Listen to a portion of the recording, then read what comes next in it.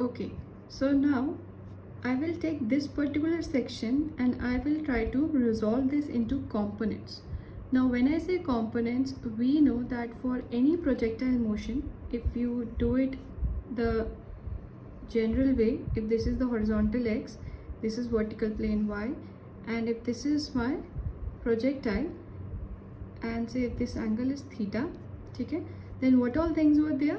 This is the velocity u with which we throw the projectile, and an acceleration due to gravity acts on this object everywhere, which is acting downwards, right? Okay, and the formula for time of flight for this particular case, since we have already done this, the formula was 2u sine theta upon g. Now the same situation, just imagine if I just tilt this coordinate, ये जो plus और ये जो plus x और plus Y है, इसको थोड़ा सा शिफ्ट कर देते हैं. So when I shift this x will come somewhere here and this y will come somewhere here. So what I have done, इसी एक्स वाई प्लेन को मैंने थोड़ा सा टिल्ट कर दिया. By what angle? Say by angle alpha. ठीक है. So वो हमारा क्या केस बन जाएगा? The one which we have to solve. तो इसमें भी हम यही करेंगे. Now I am following this one. So इसको वापस से हम बनाते हैं. ये था horizontal, ये था मेरा inclined plane जिसको मैंने अब ले लिया है x. तो मैं जो inclined surface है उसको x ले रही हूँ, ठीक है. और अगर ये x है तो मेरा परपेंडिकुलर यहाँ आ जाएगा. दिस विल बी y, ठीक है. This is x, this is y. ये ऑब्जेक्ट है जिसको हमने थ्रो किया with some velocity u. This angle is alpha, this angle is beta, right. और ये अपना प्रोजेक्टाइल होते हुए यहाँ आ जाता है. This is the case. Now as we do any projectile question, the first thing is to resolve the velocity into its rectangular components, that is along the horizontal direction and the vertical direction. तो इस u के हम दो components बनाएंगे. This will be u cos beta, the horizontal one. This will be u sin beta, the vertical one. Okay. Now if we look back to this one, जो हमारा simple case होता है, you can see this acceleration due to gravity is acting downwards, and you can see the angle with which the angle it makes with the horizontal is 90 degrees. That is why we don't have any horizontal component, only the vertical component which is z, because theta is 90 for this particular g. ठीक है. अब इसी चीज़ को यहाँ ले आते हैं, और आप कहीं भी हो, आप इंक्लाइन पे खड़े हो, आप इन्वर्टेड हो, कैसे भी हो, g will always be acting perpendicularly downwards. So you can see g is still here. But in this particular case, my g is not perpendicular to my x-axis. You can see this was the x-axis, this is the y-axis. So you can see मेरे xy plane के साथ this g is not perpendicular. It is at certain angle, right? And to find that angle, we will use our simple geometry. If this angle is alpha, you can see, and this is, I'm saying you, this is the coordinate system. So this entire thing is going to be 90 degree, right? From here to here, this is 90. If this is alpha, this is 90. The remaining part has to be 90 minus alpha, and 90 minus alpha में horizontal के साथ तो ये perpendicular ही है. So this remaining angle will become alpha. This is same alpha, this one. ये alpha, ये angle बन गया, ठीक है.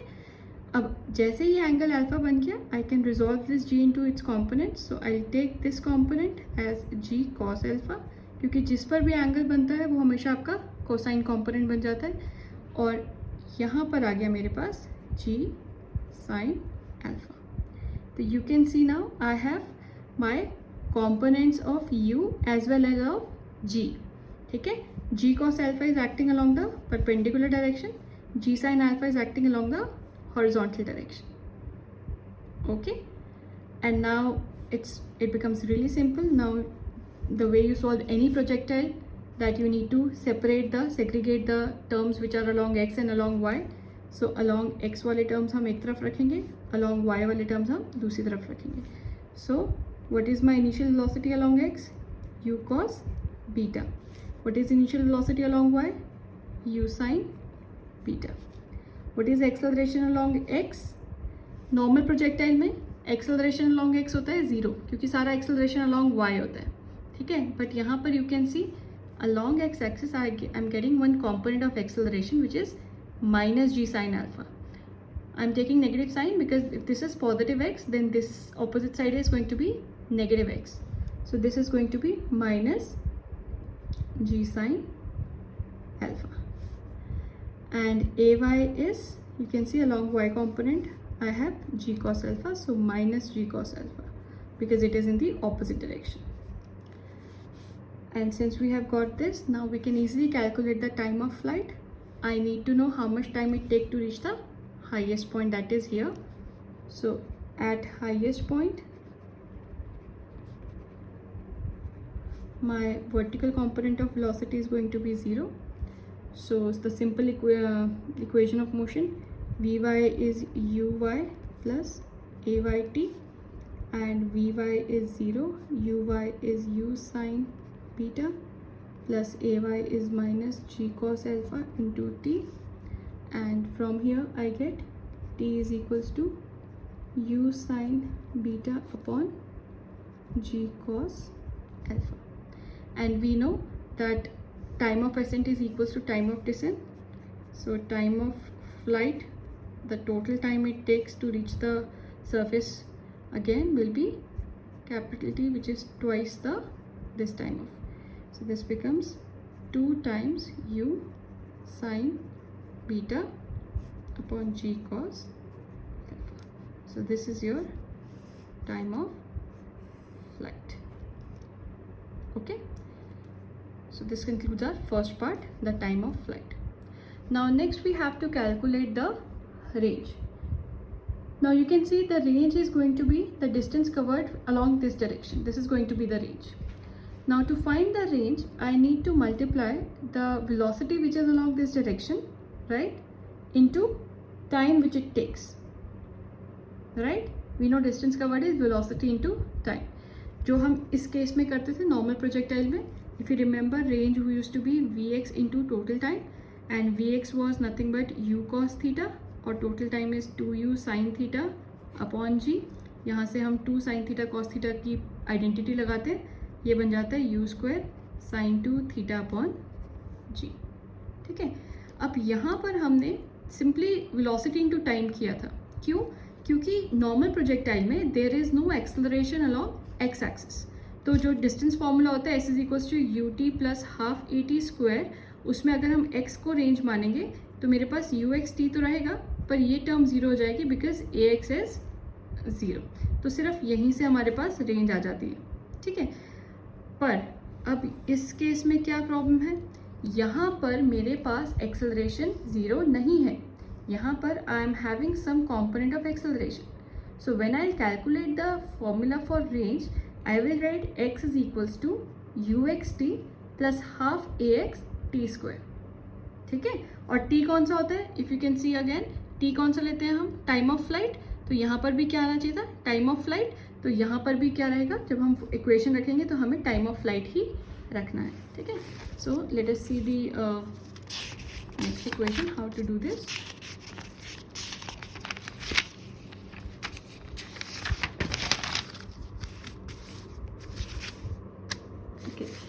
So now the formula for range is going to be uxt plus half ax t square. So अब हम simply इसको, range हमें L पता ही था, तो अब हमें वैल्यू सब्स्टिट्यूट करनी. ux was u cos beta. Time of flight हमारा कितना आ गया था, 2u sin beta upon g cos alpha plus half ax was minus g sin alpha, और t स्क्वायर का मतलब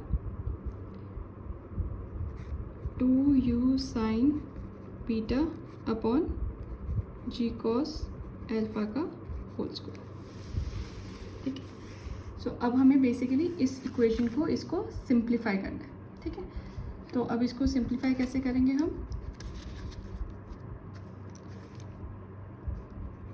this will become 2u square cos beta sin beta upon g cos alpha plus sorry इसको minus ले आते हैं बाहर, minus